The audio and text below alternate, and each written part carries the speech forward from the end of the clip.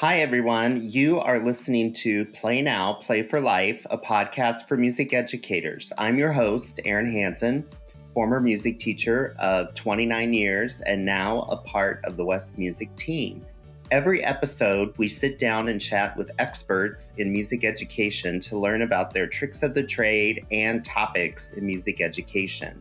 And today, we're going to be talking with Lauren Hirsh, who is the executive director of the organization of Kodály educators, and we'll be discussing the structure of the organization and the benefits of the organization.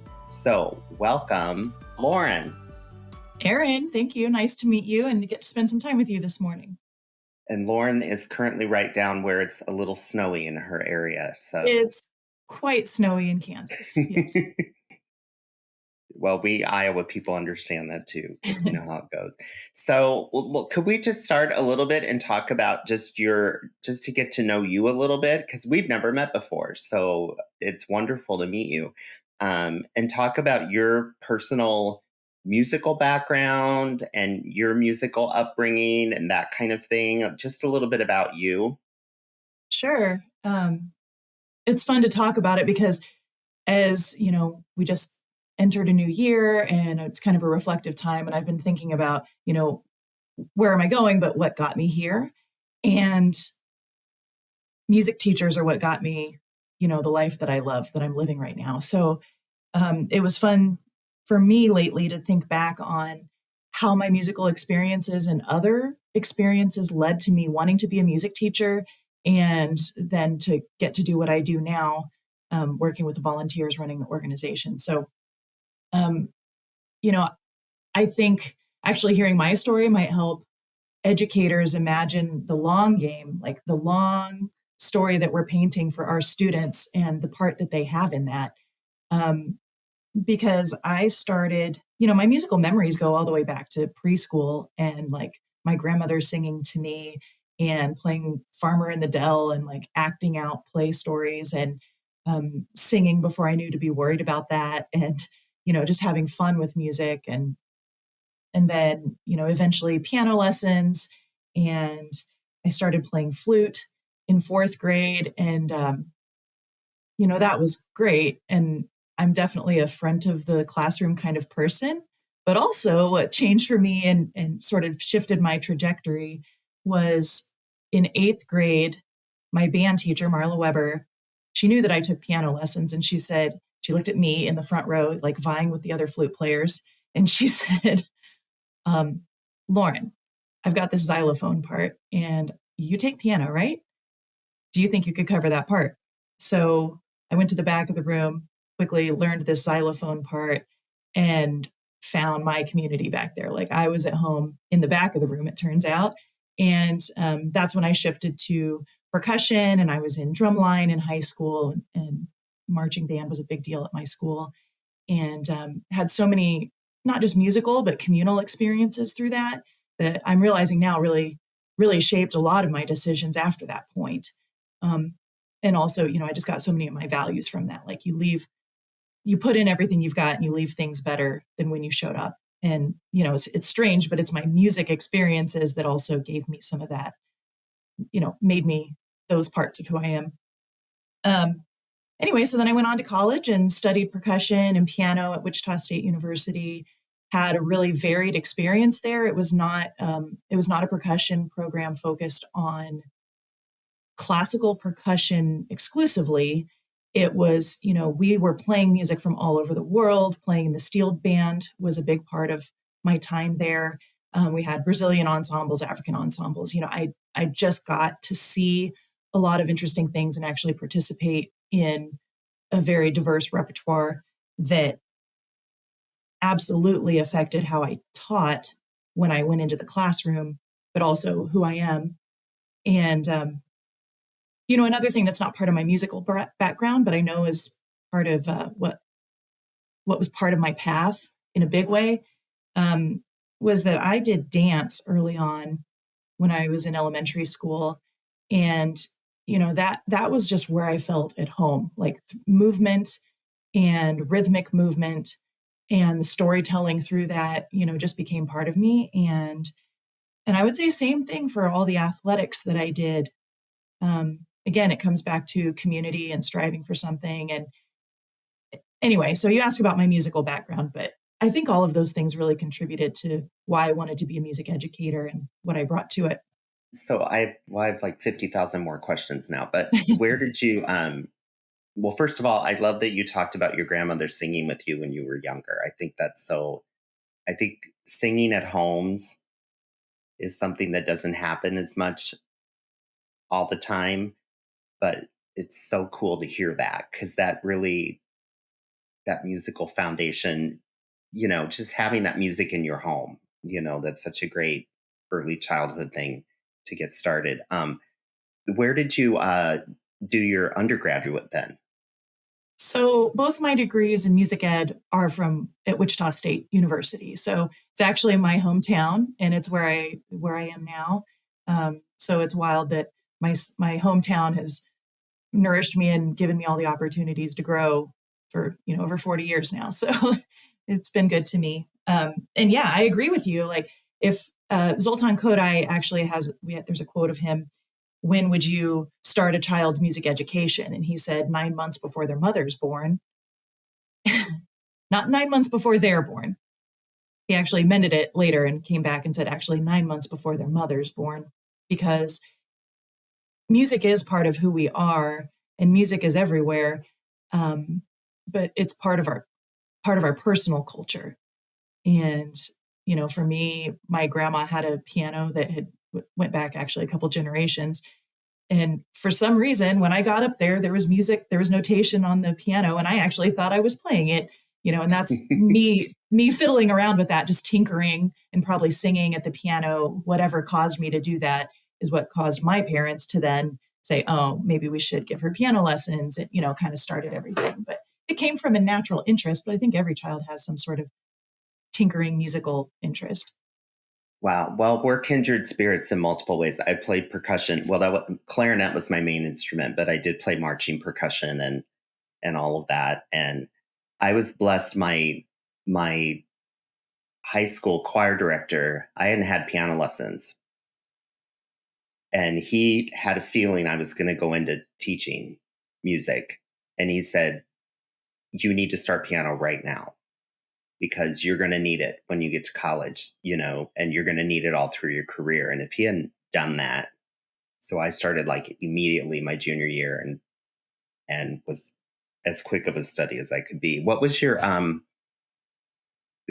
teaching background then after college? Yeah. So I was bound and determined to be a high school band director because that's where you make a big difference. Because, I could recall the recent memories of how my high school experience had affected me and inspired me and just given me so much. But then once I got into it was really my student teaching experience. I had a wonderful collaborative teacher that was trained in multiple approaches, and she was growing and contributing to the professional community. And I'm so lucky for that because I didn't know to choose that. Right, it happened to me, and I recognized later how helpful that was. Um, but I realized in my classroom with her, my last semester of student teaching, that this is the place, the general music classroom in that time at the elementary level, is where we see everyone and we get to instill these things in everyone and we affect them early on. And one of my favorite things about teaching elementary was that I got to have these kids for 6 years, which if I had them from kindergarten to fifth grade, which happened, more than at some schools, I was lucky for that. If I had them for those whole 6 years and they left me at, the end of fifth grade, I'd known them for half their life. And I was part of that. And I had a plan, because I kept growing as an educator myself. Like I knew what I wanted them to experience from kindergarten through fifth grade. And I kept improving. And I know that, they had some skills that hopefully they wanted music in their life at some capacity and had the skills to be independent with it by the time they left my classroom. Well, and you, at that age level, you're so foundational to laying all those, building bricks to let them move on, whether they're in choir or band or orchestra or more than one, but that's so important. So your teaching was mainly in general music, or did you ever do band? Um, Actually, no, I never taught band other than I went back and worked with my high school drum line.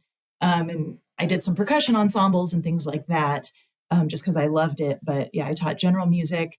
I also do a lot of hand drumming and stuff in my classroom. Yeah, I never went on to teach band, but hey, I'm still young. Well, I was a band. We're again kindred spirits because I was instrumental. And like you, and like so many of our undergraduates, they come in, when they do observations in my room, what do you think you're going to teach? Oh, I'm going to do high school choir or I'm going to do high school band. That's all they think they're going to do. And then they start watching the general music room and saying, well, I don't know. This is really interesting what's going on in here. These lessons are really engaging. You're teaching. I think they don't know we're teaching all those foundational concepts and things. And all of a sudden they have a different view. And I taught band for just a couple years, and then I transitioned, as they say, to the dark side. And I went to general music, and that's been ever since. That was the story because it just is. And hopefully, the band and orchestra people appreciate that because we are setting them up. It always made me so happy in my heart when the band director would come up to me and say, oh, we were having a lesson today and we were teaching this rhythm or something. And they'd say, oh, we already learned that in general music. We know what that is. I Yeah. thought, yes, we did it right. we, we got something right. Yeah, sometimes it's a semantics issue.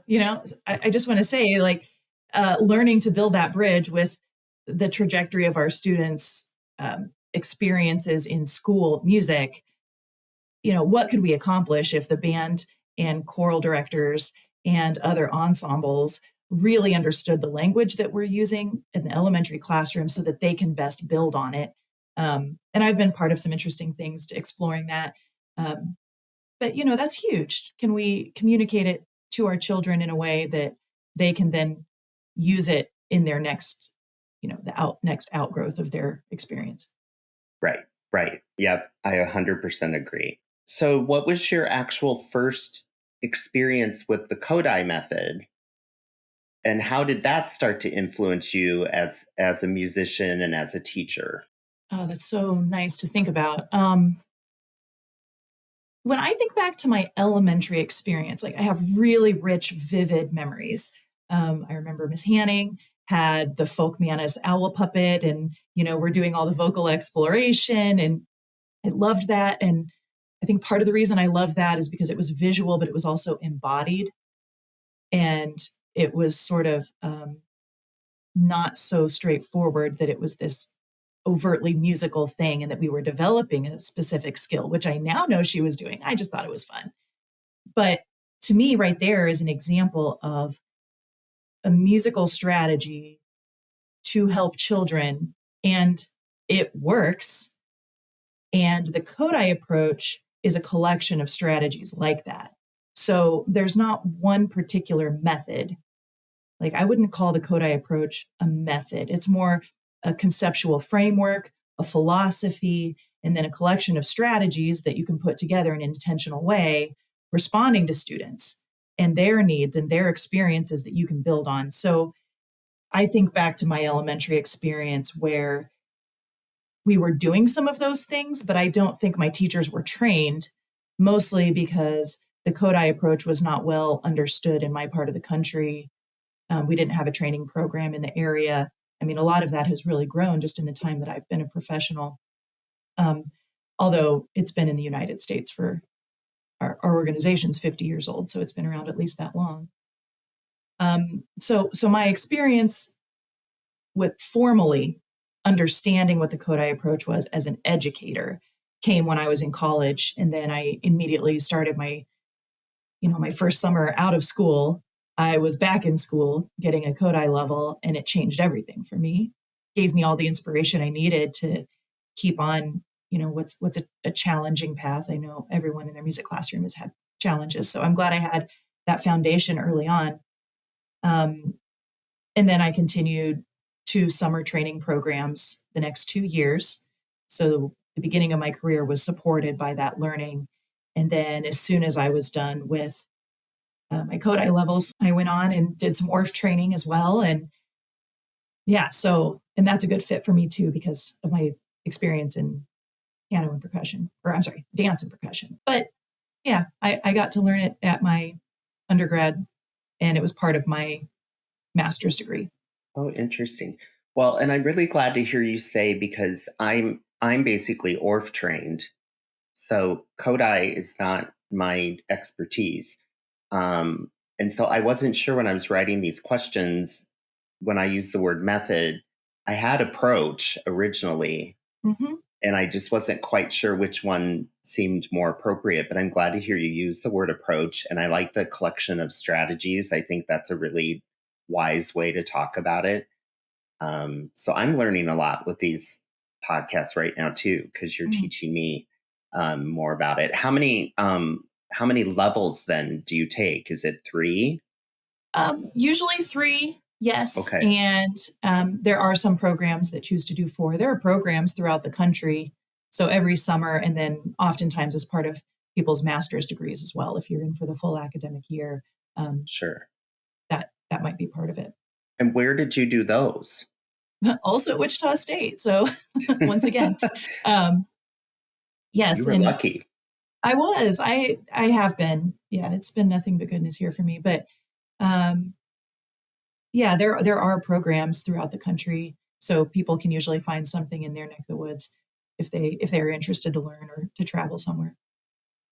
Yeah, well, I know when I took my ORF levels, I went up to St. Thomas and St. Paul, and they've had a pretty strong Kodály program for a long time too, and an emphasis if you want to do your master's degree in either one. Since you've taken Kodály levels and you did just one ORF level, I did 2. oh, you did two.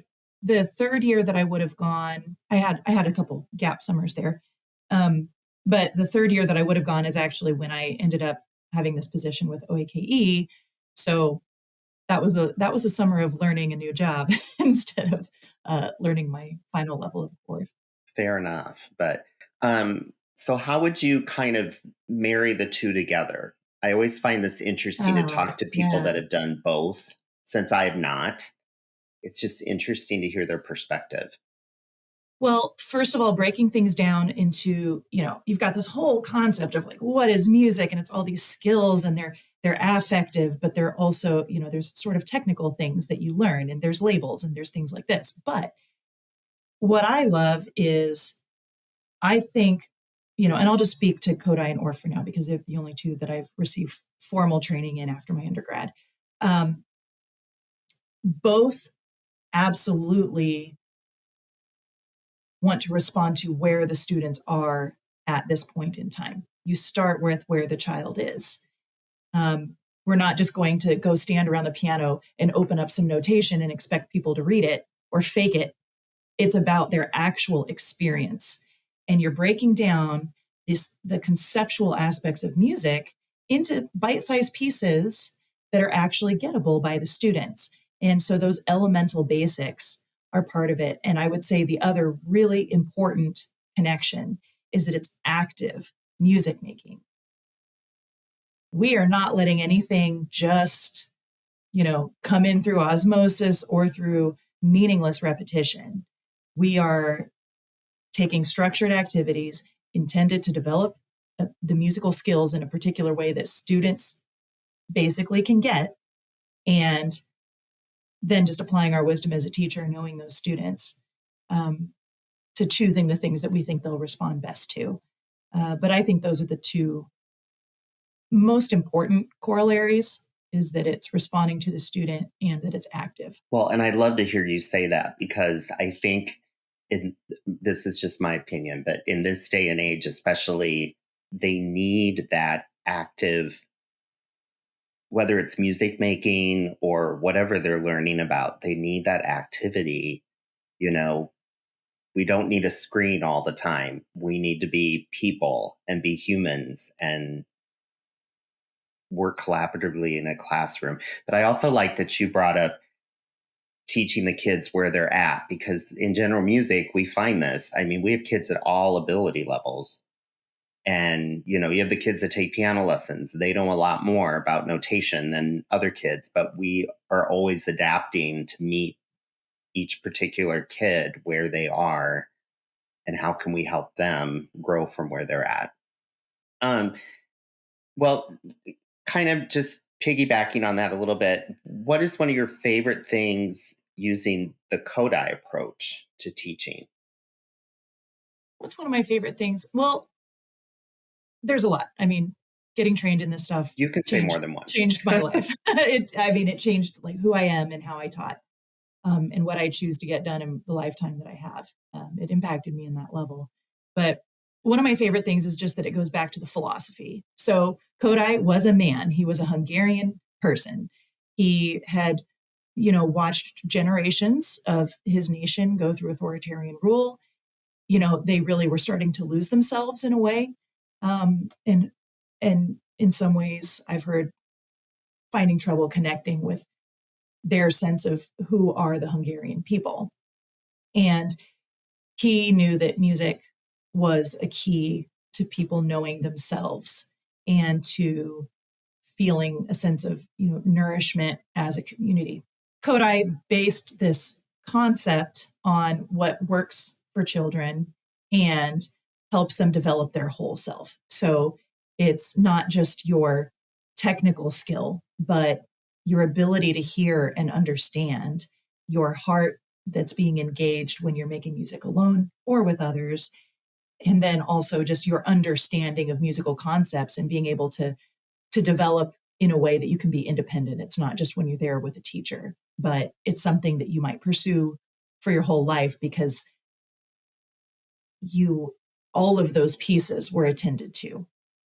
So the philosophy draws on how to make people feel like humans and how to experience that through music. But then, of course, how do we practically do that? Well, we're going to develop these skills and tools and then guide teachers how to put them together in a way that can help you accomplish that really big philosophical goal.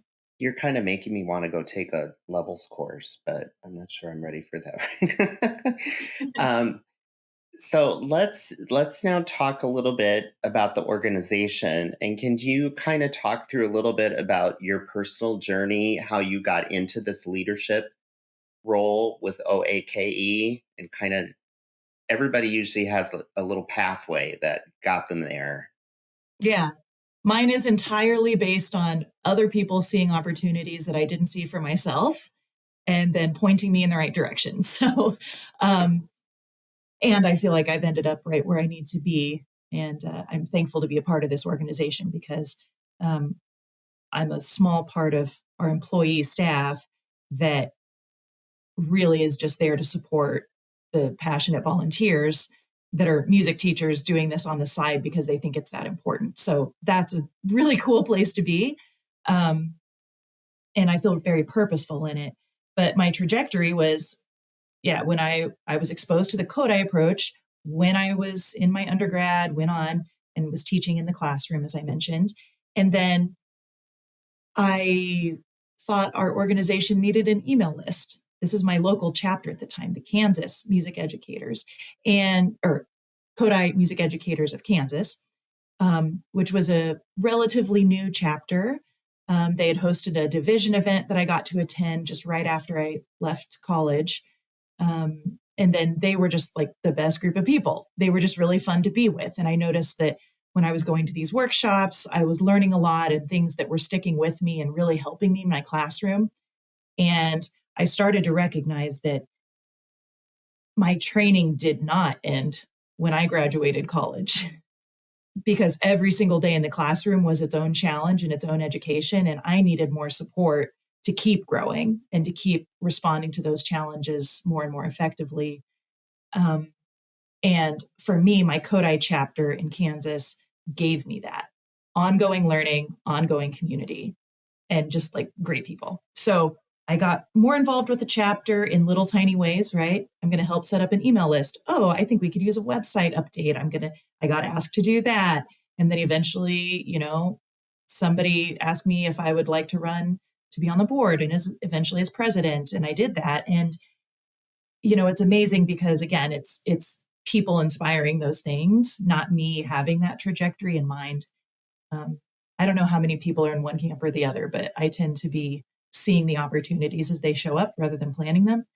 And then I realized that I was really, really enjoying creating these opportunities for other teachers. I liked planning the workshops. I liked hosting the events.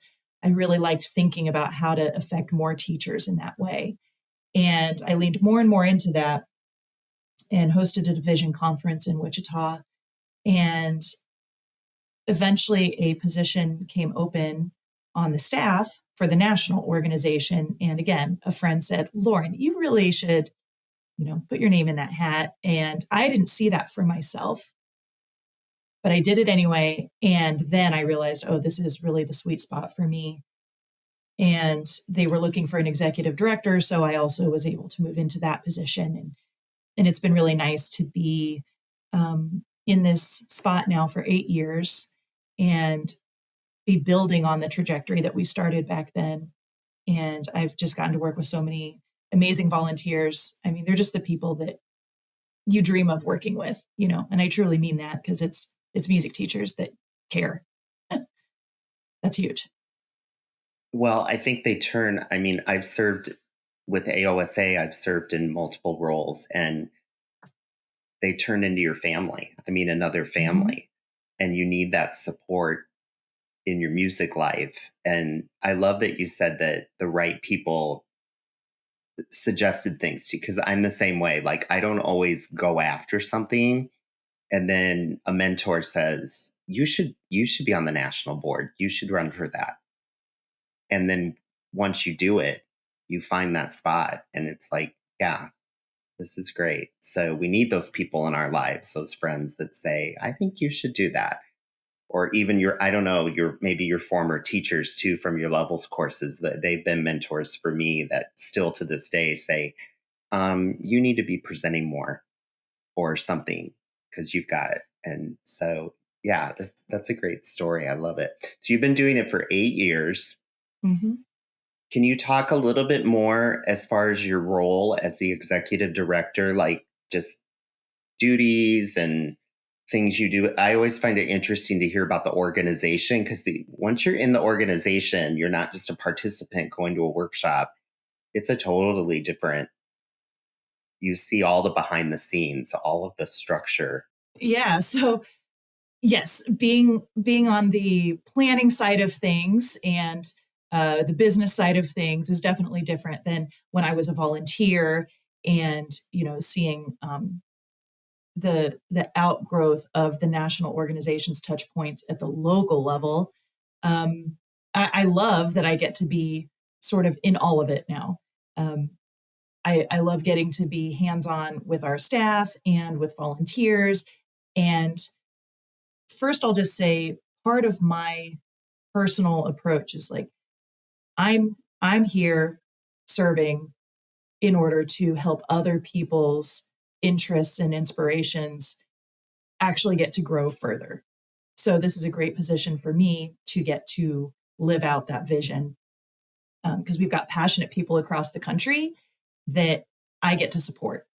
And so the executive director of a nonprofit organization like mine runs the business. We run the business side, but also we partner with the board who's making a lot of strategic decisions, setting the vision for the organization and making sure that 50 years later after our founding, we're still doing what the organization was dreamed of by the people that founded it, but also working well in the modern context that we're in.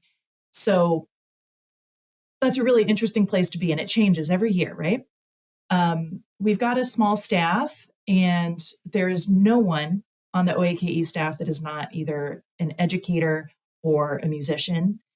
And so that's a cool space to be in. And we, support the board, support the many, many committees doing interesting work. And then we also, are the ones on the phone answering the emails, updating the website, all of those technical things. And so yeah, it's a nice small community of staff, and it's all good people.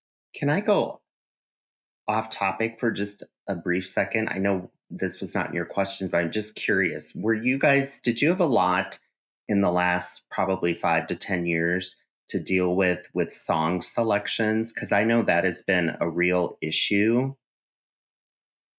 for a little while, finding the histories of songs and the sources of songs. I know just in my own teaching, there were things I had to get rid of because you found out the origin and the meaning. Um, Yeah. Well, first I'd say, an organization like mine, so OAKE or OAKE, as we oftentimes call it too, we're a collaborative professional community. So it's teachers learning from teachers, having support from others, and it's just all of us trying to grow using all of the knowledge that we're each willing to share and come at it from our different angles. So I think it's an ever changing place to be when it comes to topics like we're learning things that we didn't know about repertoire. And what responsibility do we take for that? How do we do that? And those are answers that come actually from the community because we don't dictate exactly to the teacher education programs what songs to be teaching. So, as a collection of educators, we're all supporting each other, asking those questions about how do we respond, what's going to happen in our classrooms and why, and what's the learning that we can all share with each other. So, um, it's an ongoing discussion how we choose our repertoire, but what are the foundational tenets of what's important to provide to your students, and what are the values that you bring to it, and what works, in your community. And I think the conversations that people have been able to have at the local level and at their training programs are really important in people making those decisions.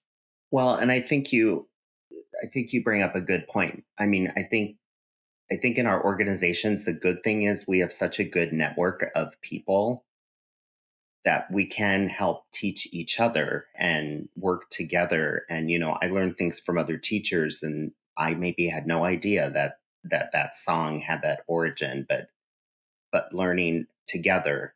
And like you said, it's always changing. So we're always evolving and we're always having to adjust and move with the times. But anyway, I just was curious of your opinion on that. Um, anyway, back to OAKE. Can you kind of talk a little bit about um, some of the things that your organization provides for music educators in different ways? Sure. I mean, it all comes back to the collaborative community. It's by teachers for teachers. The people that are presenting at local workshops are other educators chosen by those local people as something that's needed in their area. So, all of those events are planned and the vision is set from other music teachers. So I think that's the foundation that's really important. And our particular group are those that either, you don't have to be trained to be part of the organization or to go to a local workshop. Just putting the learning out there so that other teachers can access it really is the goal. And then, people's participation in the local chapter is, maybe it becomes formalized at some point that they become a member of our organization. But really it's just people actively pursuing new learning to grow themselves as educators. And then other people deciding at some point, you know what, I want to help create that. Like I'm at the point where I want to give back to the community. And, we're all at different stages in our career. So that's the most important thing that I think the organization represents. Um, we are inspired by the Kodály philosophy of teaching, and the principles associated with that are something that we're now always expanding. So when you go to a local workshop, or certainly when you come to the national conference that we have each year, you're getting exposure to lots and lots and lots of ways of teaching, new ideas. Maybe it's inspiration, maybe it's techniques, but we're all learning from each other with different backgrounds. What areas can we pull from and stretch to expand a modern concept of Kodály teaching. So what I get from my Kodály training was I saw a path for how to bring to my students the world that is music making, but I learned some distinct things to include and ways to present those teaching concepts to my students. And from there, I continue to flourish as my own teacher, but we're founded on the philosophy of making this accessible to every student, starting where the student is and using active, elemental ways of teaching. But then also with a very intentional framework that actually gets kids from one step to the next because the teacher has thought through how to do that. So that's more about the training. As far as our organization, people usually join it so that they can be even closer, more involved with their local chapter or the division events, and again, attend our national conference that we're holding each year. Well, one thing I'm really glad to hear you say that you just said a little earlier was to come to a workshop, you don't have to be Kodály trained. You don't have to be, because I've had people say that to me with the AOSA. I've invited somebody to one of our chapter workshops, and every once in a while they'll say, "Oh, well, I'm not trained in ORF." It's like, well, you don't have to be. It's about the networking with the other teachers. It's about the learning. It could be just be an introduction for you, and this might be the first experience you have with it. And I think that's really important because we're building that community. And like you said, maybe after going to a couple workshops, they might now be inspired to say, well, I kind of want to be a member of this organization, or I want to keep coming to workshops, or I want to go take a levels course. And just planting those seeds, because we have to keep doing that, whether they're new teachers or we're all looking to learn new stuff. So I think that's really important. I'm glad you said that. Oh yeah. I was involved in doing things before it occurred to me to become a member, because I was participating and giving and getting and all of this before that moment. And I'm nearly positive that it's when I decided to attend a national conference that all members get discounts to attend local workshops and the national event. So that's the point where a lot of people say, okay, I'm finally going to go in. Like, I believe in this. I want to continue supporting it. I want to make sure this approach continues to thrive in the United States. And also, I want the benefit of getting discounts at things and, accessing, 50 years worth of publications and things that are on the website through our Kodály Envoy, which is now all online. And so I think those are some of the reasons that people might join, but just being part of it all, being part of the activity and the learning, you don't have to be a member and you don't have to be trained for that. Good teaching is good teaching. Get the experience, Well, yes, I 100% I'm with you on that. So can we talk a little bit about the national conference you have coming up in March, and maybe just some highlights that you want to say that or have? I've never been to your conference, so I'm kind of excited to hear about it too, and some of the things that go on at the conference and whatever you want to say about that. Yeah, well, all of our events, well, first of all, we host an event, a national conference each March. And for the next several years, it'll be in Chicago downtown, which is a great city. I love being there. And all of the events and presenters at our upcoming spring conference is on our website right now. So oake.org. And you can click on conference and see all the events that we're planning for this spring. And it'll be the first weekend of March. So, if people can plan to attend, fabulous. And if it's not something in the books for them this year, we'll be there again next year. And it's great every single year and planned. All the events are chosen by music teachers. So it's just responsive to what people think we need that year. And it's always incredible presenters that are, people active out in the classroom. So I think what's helpful is to know that regardless of your background, either in instrumental or choral or general music, there will be something for you at the conference. Kodály believed in music for a lifetime, and that is part of the philosophy that all of us ascribe to. And that's represented at the conference as well. So I know a lot of people think of the Kodály approach as being elementary for some reason. And then you go on to, choral or instrumental applications, or, all of the other types of things that we're seeing pop up in music education now. And I would say there's an experience for everyone at the National Kodály organization, and you will absolutely find other people with some similar experience and similar background.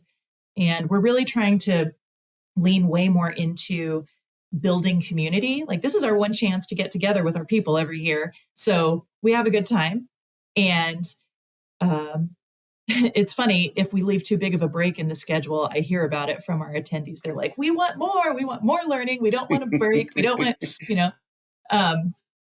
So that's like the spirit of the people that are there, is that people are just growing and connecting. And that's one of the fun aspects of it. But, we intentionally plan concerts and social events. One really cool thing this year, we do a Thursday night community dance. That's like arrival day for everyone. And we also have 4 national choirs, which are students from across the country. And Thursday night, we all come together and do a community dance. And this year, Melissa Fuller Flores is presenting an evening of folk dance and pop hits. So it's just like really engage of active music making, and with the folk dance tradition, combined with things that students really respond to in modern life too. So that'll be really fun. And then we have affinity gatherings, our annual membership meeting, and just lots of times to come together, in addition to the breakout sessions and general sessions, which are just lots of good music education learning. So yeah, we'll be in downtown Chicago for the next few years. Yeah, it sounds like a great conference. And just to clarify, you don't have to be a member to attend the conference. No, members get a nice discount. Yeah. But we also have an early bird discount, which actually passed in January. But, every year, if people can get in before that January deadline, then it'll be more affordable for them. But also, yeah, people can show up to the conference and join us. It sounds great.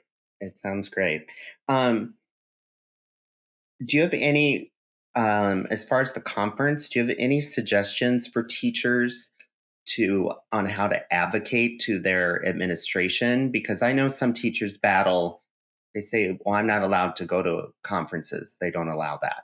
And I always think it's a little battle how do you advocate to your administration why this is important for me to go? Yeah, this is probably the most heartbreaking thing to me, because my belief is that the way we make education better, not just music education, the way we make education better is by investing in the teachers. And when we're talking especially about a professional event where they are nourished and inspired, they come back excited with new tools, new ideas, and also some long-term vision, and a professional community that continues to support them for their whole career. I can't believe we're having to have so many conversations across the country about how can we make it so that teachers can do that. That breaks my heart, because it's just a way to do your job better, but it's so much more than that. And there's different things, different challenges everywhere. I'm hearing different schools and states and districts are all facing different things. But one thing that I think really makes a difference is think outside just administration. So does your PTO have a little fund, or could you have a conversation with them about maybe starting something for the future where they want to support their teachers or their music teacher getting to attend some professional events? I think the communication piece is really important. And what I've heard from people and what worked for me is, you're building a relationship all year long where they see the benefit to the students.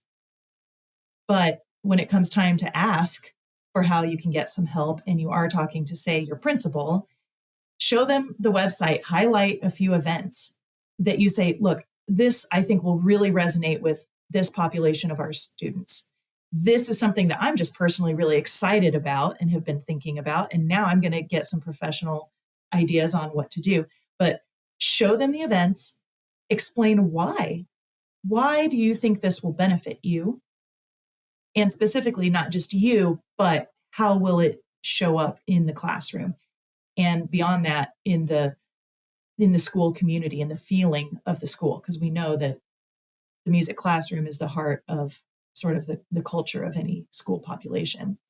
And then also on our website, we do have a little template. It's called a district support template. And so if you go to the OAKE website at oake.org, you can click to the conferences page. And if you scroll down, there's a template there that you can use to ask, and it'll get you started on that conversation. Well, I think everything you just said, it was very well said. If you were here in person, I would just want to give you a hug because that was like so nice to say. um, okay, so one last question before we get to our special surprise.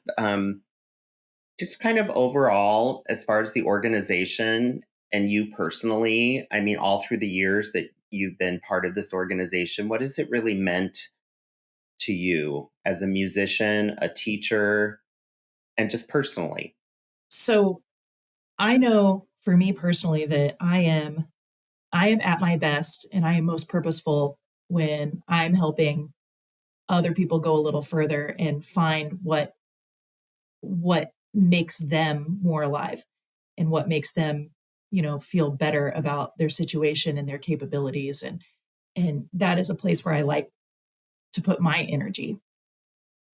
And so as a teacher, being trained to do something that brings students joy, just any day they show up, we can have a joyful experience. That is gold. That is absolute gold. But then when I know that the bigger picture is that they are learning more about themselves, they are feeling more capable and feeling the artistry, like be part of who they are. And then they're also starting to recognize that in other people. That is what I loved about being a Kodály teacher, because I had that inspiration and that vision that I could hold for them. But then also, I got the tools to really help make it a reality. And because of that, I enjoyed my job more. I enjoyed feeling a sense of purpose. And so that is what it meant to me as a person. But also, part of being trained in the Kodály approach is that you grow as a musician. So, I felt those same things happening in myself and got a sense of accomplishment from that. And, it was confronting sometimes. I grew up singing in honor choirs, but I went the percussion and piano route, where you hit the right thing at the right time. And so I didn't have the confidence going into my Kodály training that I could sight sing as well as some of my peers. So, I had to face some of those things, and it turned out to be really fun and made me such a better musician. And so I'm thankful for that, because I didn't go in looking for that. I just ended up getting that. Um, and then the fact that, I get to help an organization make sure that that type of experience continues happening and growing throughout the United States, that's huge for me now. So, that's what it means to me at this point professionally as well. I love your answers. You're a very wise teacher. I'm just going to say. Um, okay, so we do this little thing at the end. It's called the lightning round, and I know Oh, you didn't know this was happening. So there are no, no but wrong answers. There are only okay. like 5 questions. They're very easy. So I love these because I love to hear what people have to say. So here we go. What, and you can have more than one, but favorite folk song? My favorite folk song? I do not have a favorite folk song. I have to bow. I lose this challenge. I lose this challenge. Well, I know my our West Music president, I asked him favorite song, and he had to get out his Spotify list, and he gave me like 6. So he Yeah. wasn't going to settle on one. And I What's said, yours, okay, Aaron? What's what's yours? what was it? Yeah, what's your favorite folk song? My favorite folk song? Um, I have a few. Well, one of my ones I used to like, but then I found out the background, and so I don't really think I'm going to do it anymore, was Land of the Silver Birch. I always liked that song. And then when I found out some of the additional lyrics, I was sad because it was like, no, I like that song. Um, Actually, one song I really like, I don't know if it's actually a folk song, but it's at Christmas time, is I Wonder as I Wander. I don't know that I call that folk. Folk is music of the people. Folk music is Ooh, music of the people. ooh, that's a good one. So there's modern folk music. There's stuff that goes way back. People hold some ideas about what that phrase means, but it's music of the people. Yeah. Okay, how about this one? Hopefully this one's easier. Favorite movie musical? Favorite movie musical? Oh, I'm such a bad musician that I don't have an answer for that one either. I'm trying to think of just some of the really nice experiences that I've had. I do love going to some of my live local stage productions, but Sure. I've not ever really been a huge musical gal.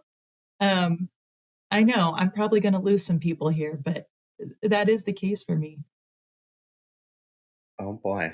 I know Okay. I two failures here, but it's Okay, well, real, this man. one you can't fail because you have to answer one or the other. Okay. Would you prefer a waltz or a tap dance?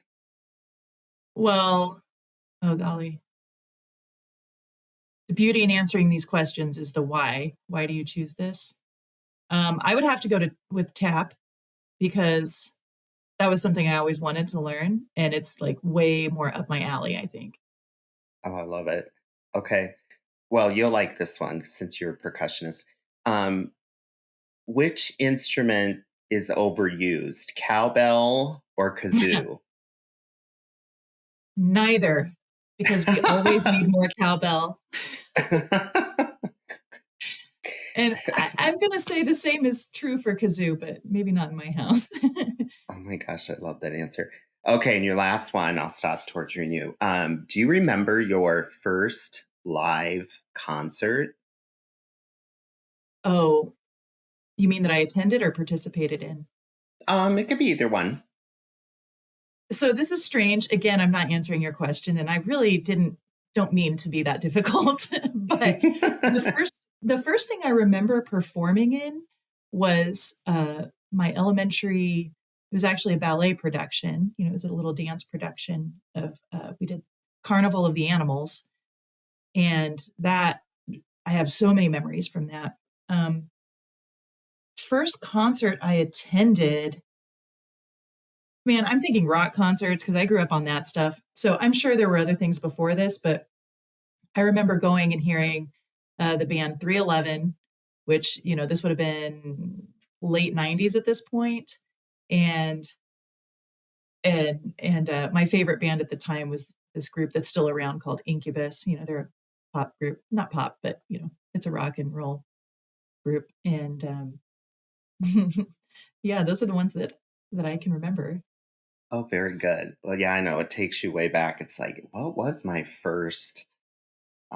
Okay, so before we close, just really quickly, can you go through where we find you guys online? I know you have your website, and then I think you have a couple other places too. Yeah, so you can find OAKE. Usually we go just by our acronym, the Organization of American Kodály Educators. But obviously that's a mouthful and involves some Hungarian words that most people aren't familiar with. So main thing is just go to our website, oake.org.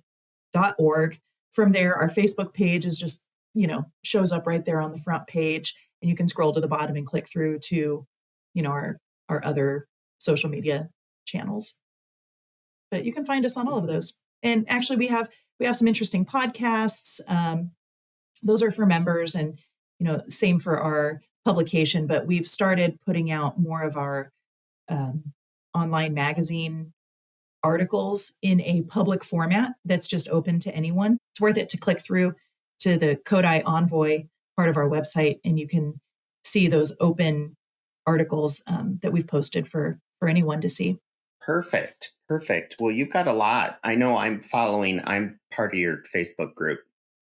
So I Yeah. get to follow your organization and see, and there's a lot going on. And I've really enjoyed being on there because I get to see a lot of things that are happening and all of that. So, Yeah, and um, let me mention too that we have like our official Facebook page, and that's the one linked through our website. But also there's, that's a little more like announcements. You can learn about things directly from us, but there's a decentralized, like just conversational Facebook group. And so you can find that as well. Very good. Well, thank you, Lauren, for joining us. And thank you, everyone, for listening. This has been Play Now, Play for Life podcast with Aaron. And you can find us at westmusic.com/Play Now, Play for Life. And we're also on YouTube, Instagram, Facebook, TikTok, and X. And you can find those links in the description. Play Now, Play for Life is a podcast by West Music.